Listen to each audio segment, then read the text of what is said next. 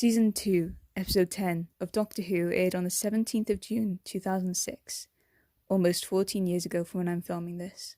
Since its air date, it's become incredibly renowned for its uniqueness. It's been described as an embarrassment to the series, cringe, and my personal favourite, oh dear, by fans of the show alone. So why do I love it so much? Today I'll be delving deep into that question, hopefully giving you a newfound love for the episode too.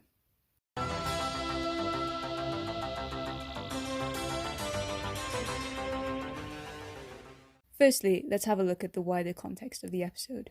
In 2006, a competition had run whereby viewers would be able to design a monster which would have the chance to be in an episode. This very episode. The Absorbaloff was created by a child. Knowing this, it already makes the episode that much more special and heartwarming.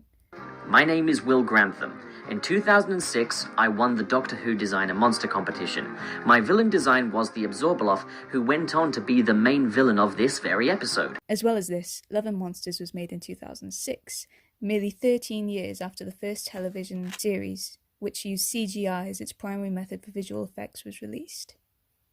This, upon reflection, makes Love and Monsters that much more respectable.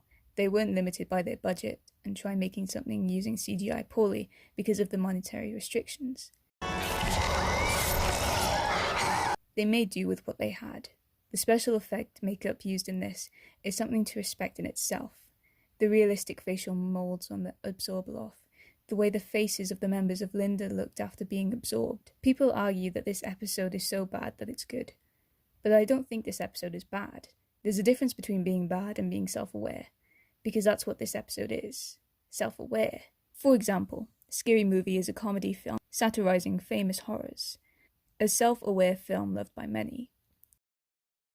Like this, Love and Monsters satirizes its typical mystery genre through a similar convention, like the Scooby-Doo inspired chase scene.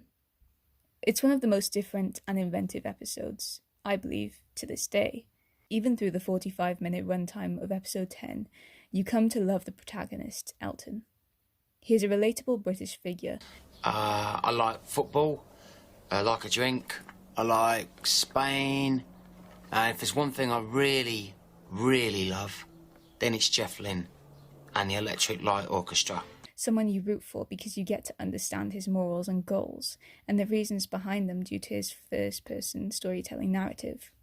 As well as this, for me, it's already a good episode in my eyes because it is a Dr. Light episode, and I'm not too keen on Tennant's Doctor, especially paired with Rose. I enjoyed the humour of the 10th Doctor. Him and the Absorbaloff played off each other perfectly in this episode.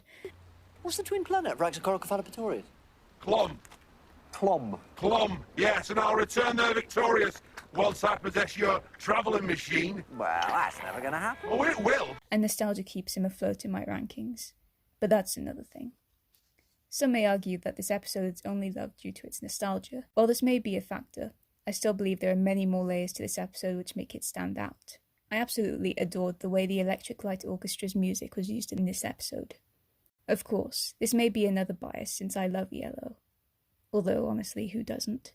Even if you don't like their music, or haven't heard of them, I still believe the way ELO was incorporated into Love and Monsters would create an emotional impact on you.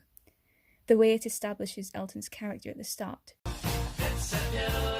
showing him to be the average British guy with a childlike side. The way it's used to bring each member of Linda closer together. Put me down! The way it builds up just as Elton feels the most hopeful. All of a sudden, a lot of things made sense. Only to be cut off as he gets shot down. Right, let's get inside then, the pace is getting cold. And even when you find out about Elton's mother dying, I wasn't in time to save her. and you watch a montage of them together while the slow ending of Mr. Blue Sky plays.